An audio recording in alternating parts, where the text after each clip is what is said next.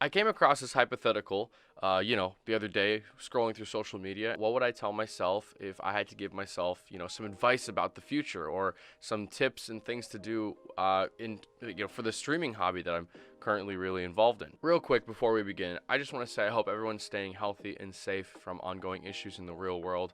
I know things are tough and everybody's kind of going through upheaval of plans, and just the way of life is changing altogether. So I hope everything's going well for you, and if not, I hope it gets better from here on out. Now, 5 things I wish I told myself 6 years ago about streaming. Now, some of this advice is kind of directly streaming related, but also kind of around the streaming universe related. And let's start off with number 1, keep going, keep learning.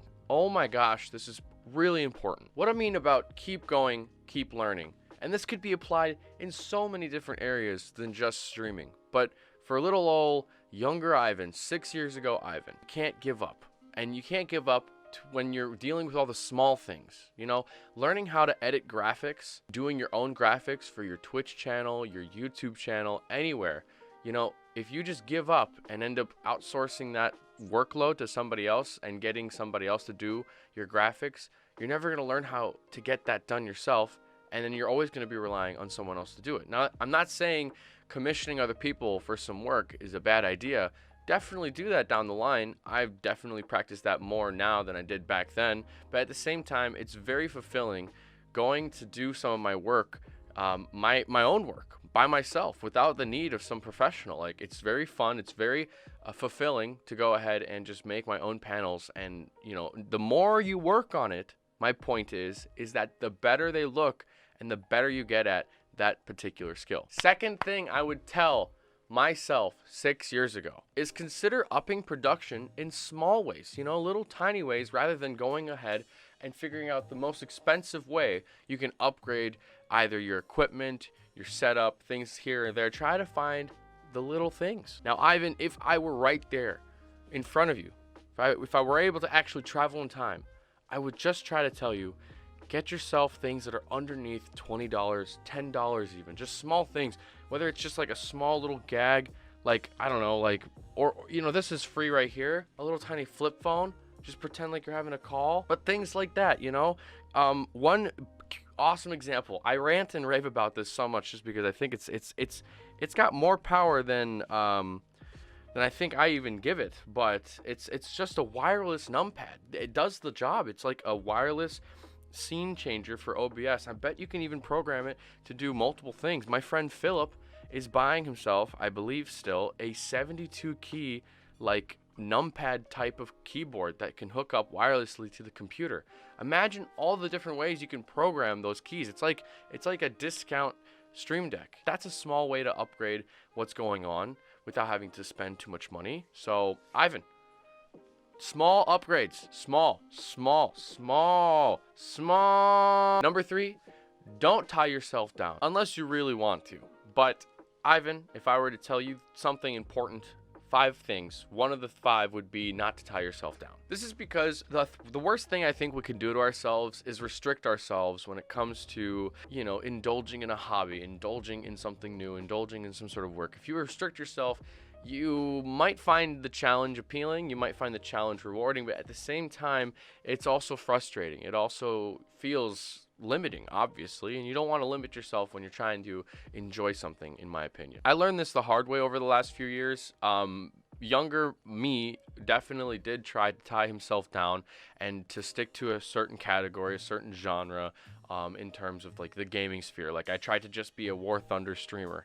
I just tried to be like a Legend of Zelda streamer. I just tried to be a just Dark Souls streamer. And then I realized while I was, enjoying those endeavors and going back and looking at the bigger picture, it's just that stick to variety. Even the word variety has this connotation where you play a different wheel of games on your channel, but I don't even want to just play a different wheel of games. I want to be able to have a cooking stream.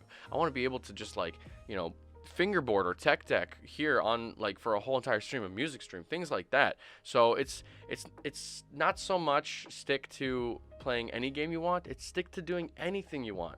All right, I wish I could tell myself that 6 years ago so badly, because I feel like so many times I figured that, ooh, I need a niche. I need to get into some sort of niche where people are gonna be looking for something specific and then they're gonna find me. Like, no. Just enjoy what you're doing, and eventually down the road, you're gonna find that people are enjoying you for you, which is, I believe, the more important part. If you find more intrinsic value, being appreciated for how you do a certain something and doing it very well, then by all means, go for it. But for me, the intrinsic value comes from just meeting new people and them enjoying the company and the connection we make. That's just me. Tip number 4. Now, this one is a pretty big one, but try to consistently look professional. The occasional immatureness or mess up here and there, that's fine. If that's part of the look, the style, the feel, that's cool. But I'm talking about maybe just making sure the channel looks appealing. Kind of think of it like you're out there on the field for a sports game and there's a scout watching. You gotta stick to the textbook stuff. Maybe you can think a little out of the box here and there, but make sure the panels look neat, make sure the graphics look cool. Don't go overboard, don't make things look too nasty. Just try and stick professional. I understand that maybe younger Ivan might not have had the proper equipment to look truly professional, but at least there's a way to look like you know what you're doing, and that's the important part. I don't even know if I look like I know what I'm doing, but I definitely am trying to aim for that, which I hope is noticeable. But yeah, I would definitely tell younger Ivan, like, as awesome as some of your ideas were back in the day of being a little out of the box, with weird gifs of babies dancing on the screen and just random stuff here and there, like, I think it would have paid off a little bit better if I was a little bit more cleaner with how I was presenting my stream. But then again, I'm getting too into it. Last and final tip, and this one I think is the biggest, don't only stick to Twitch. I've really only realized this recently. I do regret only sticking to streaming on this platform. Yeah, I did some YouTube videos here and there. I tried to stay active like on a Twitter and things like that, but I feel like I've been more active on all these things and more like effort driven, motivated to do these things in the last few months than I have in the entire 6 years. And I've definitely felt the difference in, the outcome or the output that I'm looking for. I was doing a bunch of research recently and I found out that if you just stick to Twitch, your likelihood of being quote unquote discovered is way lower than that of someone who is also on YouTube, also on Instagram, also on Twitter. And it's just obvious, you're spreading your reach, and that way you can connect with more people, have more of an interaction with what you're doing online, and that's important. And I absolutely love, I heard this, I believe, on Harris Heller's YouTube channel when I was binging his stuff a few months back, but definitely like on YouTube, the intimacy is really low, but the discoverability is really high. On Twitch, the discoverability is really low and the intimacy is really high. So the best thing you could do as a content creator, if I am talking to myself, 6 years ago, is do both. Balance things out. Try to extend your reach in more places than just one. And that's it. That's it. Those are like the 5 things I would tell myself 6 years ago if I was given the opportunity to go back in time and to tell myself something. If I had like 10 minutes, I would try and say all these 5 things a little bit faster, but that is what I would tell myself. And I think if myself heard these things 6 years ago, I'd be a little bit more motivated, more effort driven, more focused on my goals and reaching them.